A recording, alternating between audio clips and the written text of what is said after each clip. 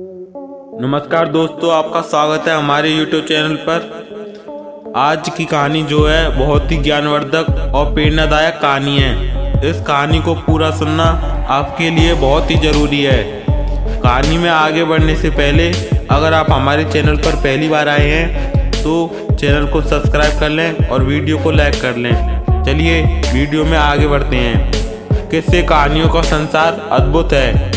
कल्पना शक्ति का विकास करने वाली कथाएं कहीं न कहीं बाल मन में अच्छे गुणों के बीज भी बोती हैं। इतिहास ऐसी रोचक और शिक्षावर्धक कहानियों से भरा पड़ा है। ऐसी कहानियों को पौराणिक कथाएं कहा जाता है। विश्व भर में कई तरह की संस्कृति व सभ्यताएं और उन सभी का अपना इतिहास है। प्रत्येक सभ्यता से कुछ कहानियां इतिहास के अहम किरदारों से इर्द गिर्द बुनी गई हैं।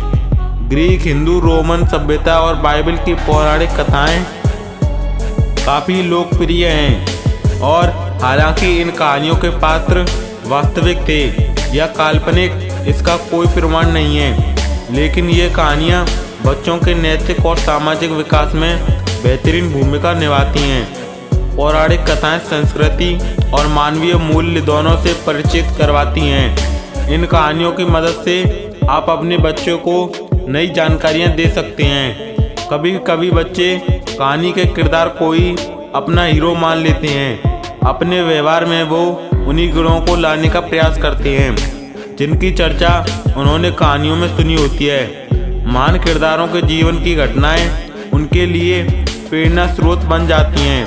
कहानियों के इस सेक्शन में ऐसी ही पौराणिक और शिक्षावर्धक कहानियाँ आपके बच्चों के लिए लेकर आए हैं। तो दोस्तों, हम पौराणिक कहानियों के माध्यम से आपके बच्चों को इतिहास के महान पात्रों से मिलवाते हैं। बात भगवान राम के जन्म से पहले की है, जब भील आदिवासी कबीले के मुखिया अज के घर बेटी पैदा हुई थी। उसका एक नाम सिरमणमा और दूसरा नाम सबरी रखा गया। सबरी की माँ इंदुमती उसे खूब प्यार करती थी। बचपन से ही सबरी पशु पक्षियों की भाषा समझकर उनसे बातें करती थी और जब सबरी की माँ उसे देखती तो कुछ समझ नहीं पाती थी। कुछ समय बाद एक पंडित ने सबरी के परिवार को बताया कि वो आगे चलकर सन्यासी बन सकती है। इस बात का पता चलते ही सबरी के पिता ने उसका रिश्ता तय कर दिया। जैसे ही शादी का दिन नजदीक आया, सबरी के घर वालों ने खूब सारी बकरियां और अन्य जानवर घर के पास लाकर बांध दिए। एक दिन सबरी की माँ जब उसके बाल बना रही थी तो उसने माँ से पूछा, इतने सारे जानवर हमारे घर क्यों लाए गए हैं? माँ ने जवाब दिया, बेटी तुम्हारा विवाह होने वाला है, इसलिए हम लोगों ने इनका इंतजाम बलि के लिए किया है। तुम्हारी शादी के दिन ही बलि प्रथा होगी और फिर इनसे स्वादिष्ट भोजन बनाकर सबको परोसा जाएगा। यह सब सुनकर सबरी दुखी हो गई। काफी देर तक सबरी ने उन जानवरों को आजाद करने के बारे में सोचा। सोचते सोचते सबरी के मन में हुआ कि अगर ये जानवर यहाँ नहीं होंगे तो इनकी बलि रुक सकती है। ऐसा नहीं हुआ तो मेरे घर से कहीं चले जाने पर ही यह बलि रुकेगी। जब मैं ही नहीं रहूँगी तब न विवाह होगा और न ही बलि प्रथा। इससे मासूम जानवर बच जाएंगे। इसी सोच के साथ जानवरों को रखी गई जगह पर सबरी पहुंची। उसने सोचा कि इन्हें खोल देती हूँ, लेकिन वो ऐसा नहीं कर पाई। उसके बाद सबरी जंगल की तरफ भागने लगी। भागते भागते सबरी ऋषिमुख पर्वत पहुँच गई। वहाँ करीब 10,000 ऋषि रहा करते थे। सबरी को लगा कि वो भी इसी जंगल में किसी तरह ऋषि मुनियों की सेवा करके अपना जीवन जी लेगी। वो चुपचाप उसी जंगल में एक हिस्से में किसी तरह से रहने लगी। सबरी रोजाना ऋषि मुनियों की झोपड़ी के आगे झाड़ू लगाती थी और हवन के लिए लकड़ियां भी लाकर रख देती। ऋषि मुनियों को समझ नहीं आ रहा था कि जंगल में उनके काम अपने आप कैसे हो रहे हैं। एक दिन सबरी को किसी ऋषि ने देख लिया। उसे देखते ही उसका परिचय पूछा। जैसे ही सबरी ने बताया कि वो भील आदिवासी परिवार से संबंध रखती है, तो उसे ऋषियों ने खूब डांट लगाई। सबरी को इस बात का बिल्कुल भी पता नहीं था कि उसकी जाति छोटी है और उसे ऋषियों द्वारा जाति की वजह अपमान सहन करना पड़ेगा। इतना सब होने के बाद भी सबरी हर ऋषि मुनि के दरवाजे पहुंचती और उनके आंगन में झाड़ू लगाकर उनसे गुरु दीक्षा देने के लिए कहती। हर कोई सबरी को उसकी जाति की वजह से अपने आश्रम से भगा देता था। ऐसा होते होते काफी समय बीत गया। उसके बाद सबरी मतंग ऋषि की कुटिया में पहुंची। वहां पहुंचकर मतंग ऋषि को सबरी ने बताया कि वो उनसे गुरु दीक्षा लेना चाहती है। उन्होंने खुशी खुशी उसे अपने गुरुकुल में रहने दिया और भगवान से जुड़ा ज्ञान देते रहे। सबरी ने भी अपने गुरु मतंग ऋषि की सेवा करने में कोई कसर नहीं छोड़ी। वो गुरुकुल के भी सारे काम करती थी। सबरी से खुश होकर मतंग ऋषि ने उसे बेटी मान लिया था। समय के साथ साथ मतंग ऋषि का शरीर बूढ़ा हो गया। उन्होंने एक दिन सबरी को अपने पास बुलाया और कहा, बेटी, मैं अपना देह त्यागना चाह रहा हूँ। बहुत साल हो गए इस शरीर में रहते रहते। सबरी ने दुखी मन से कहा, आपके ही सहारे में इस जंगल में रह पाई हूँ। आप भी चले जाएंगे तो मैं जीकर क्या करूँगी। आप अपने संग मुझे भी ले जाइए, मैं भी देह त्याग दूंगी। मतंग ऋषि ने जवाब दिया, बेटी, तुम्हें चिंता करने की जरूरत नहीं है। राम तुम्हारी चिंता करेंगे और ध्यान भी रखेंगे। सबरी ने राम का नाम सुनने के बाद पूछा, वो कौन है और उन्हें मैं किस तरह से ढूंढूंगी। मतंग ऋषि ने बताया, राम कोई और नहीं, भगवान है। वो तुम्हें सारे अच्छे कर्मों का फल देंगे। तुम्हें उन्हें ढूंढने की कोई जरूरत नहीं है। वो एक दिन खुद तुम्हें खोजते हुए इस कुटिया में आएंगे और तुम्हें उनके हाथों में ही मोक्ष मिलेगा। तब तक तुम इसी आश्रम में रहो। इतना कहते ही मतंग ऋषि अपना शरीर त्याग दिया। सबरी के मन में मतंग ऋषि के जाने के बाद एक ही बात थी कि भगवान राम स्वयं उससे मिलने आएंगे। वो रोज भगवान राम से मिलने के लिए बाग से अच्छे अच्छे फूल लाकर पूरा आश्रम सजाती और भगवान राम के लिए बेर तोड़कर लाती। भगवान के लिए बेर चुनते हुए सबरी उन्हें चख लेती थी कि वे बेर उनके लिए मीठे हैं कि नहीं।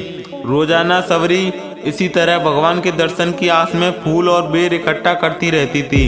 इसी तरह इंतजार में कई साल बीत गए। सबरी का शरीर एकदम बूढ़ा हो गया। एक दिन आश्रम के पास ही तालाब में सबरी पानी लेने के लिए आई। तभी पास के एक ऋषि ने उससे अछूत कहते हुए वहां से भागने के लिए कहा और एक पत्थर मार दिया। वो पत्थर जब सबरी को लगा तो उसे चोट लगी और खून बहने लगा। बहते हुए खून की एक बूंद उसी तालाब के पानी में गिर गई। तभी पूरा तालाब पानी खून में बदल गया। ये सब होता देखकर ऋषि ने सबरी को ही डांटा और कहा कि पापिन, तुम्हारी वजह से पूरा पानी खराब हो गया। रोज ऋषि उसी पानी को साफ करने के लिए अपनी कई तरह की विद्याओं का इस्तेमाल करते। कई सारे जतन करने के बाद भी कुछ नहीं हुआ। फिर उन्होंने गंगा जैसी कई पवित्र नदियों का जल भी उस तालाब में डाला, फिर भी तालाब का पानी साफ नहीं हो पाया और वो खून जैसा ही रहा। कई सालों तक तालाब के पानी को साफ करने की कोशिश के बाद भी कुछ काम नहीं आया। तो ऋषि ने थककर सबको छोड़ दिया और इस घटना के कई सालों के बाद भगवान राम अपनी पत्नी सीता के हरण के बाद उन्हें ढूंढते हुए उसी तालाब के पास पहुंचे। ऋषि मुनियों ने उन्हें पहचान लिया। भगवान को वहां देखकर ऋषियों ने तालाब का पानी साफ करने के लिए भगवान को अपने पैर उसमें डालने के लिए कहा, लेकिन पानी जैसा का तैसा ही था। ऋषि मुनियों ने भगवान से भी कई अन्य जतन करवाए, लेकिन वो पानी जस का तस खून जैसा ही रहा। तब भगवान ने ऋषियों से पानी के रक्त में बदलने की कहानी पूछी। तब ऋषि ने सबरी को पत्थर मारने वाली सारी बात बता दी। उसके बाद कहा कि वो महिला ही अपवित्र थी और छोटी जात की थी, इसलिए ये सब हुआ है। उसी वक्त भगवान राम ने कहा, ये सब आप लोगों के खराब वचनों से हुआ है। सबरी को इस तरह के शब्द बोलकर आप लोगों ने उसे नहीं बल्कि मेरे दिल को घायल किया है। इसी घायल दिल के रक्त का प्रतीक यह तालाब का लाल पानी है। आगे भगवान राम बोले, कहा, हे वो माई, मैं उनसे मिलना चाहता हूँ। तब तक सबरी उसी तालाब के पास पहुँच जाती है। इसी दौरान सबरी के पैर को ठोकर लगती है और कुछ धूल उस तालाब में गिर जाती है। तभी सारा पानी साफ हो जाता है। भगवान सबसे कहते हैं कि देखिए, आप लोगों ने कुछ क्या नहीं किया, लेकिन पानी साफ नहीं हो पाया। अभी सिर्फ इनके पैर की थोड़ी सी धूल ने तालाब को साफ कर दिया। भगवान राम ने सबरी को पहचान चुकी थी। उन्हें प्रणाम करके सबरी ने कहा, भगवान आप मेरे साथ कुटिया में चलिए। भगवान भी खुशी खुशी सबरी के साथ चल पड़े। फूलों से सबरी ने भगवान राम का स्वागत किया।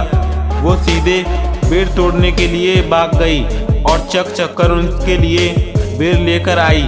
उन्होंने बड़े ही प्यार से भगवान राम और उनके भाई लक्ष्मण को बेर दिए। भगवान राम ने भी उतने ही प्यार से उन बेर को खाना शुरू किया।